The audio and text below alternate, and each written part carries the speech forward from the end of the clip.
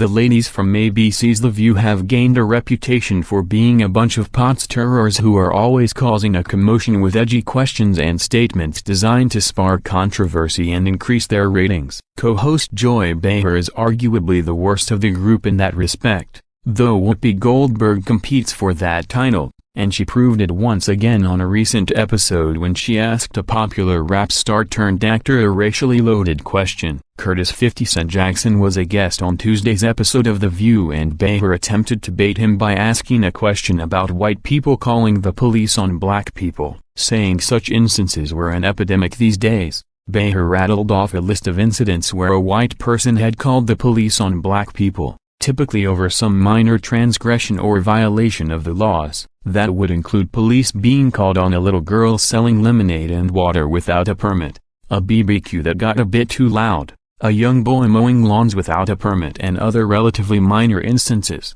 which Behar assumed were predicated upon the racial differences between the people. Jackson declined to take the racial bait dangled in front of him by Behar, and dismissed those instances as the actions of people who would call the police on anybody for any minor infraction, regardless of race. These are specific people's actions, Jackson said. It wouldn't matter what color the person is, that person is calling the cops for anything. He then used the example of someone calling the cops on somebody else who crossed a street without the traffic signal being red, which garnered laughs from the audience. Behar seemed slightly disappointed that Jackson had refused her bait, so she offered it up a second time. "Well, there seems to be more of it lately," she said, the obvious implication being that lately means in the age of Trump, which Behar believes has led to more hate crimes and racial incidents than had previously occurred. But Jackson again avoided the obvious bait Behar had tossed in front of him and replied that people were seeing more of these kinds of incidents because of the prevalence of cameras everywhere these days. "Well,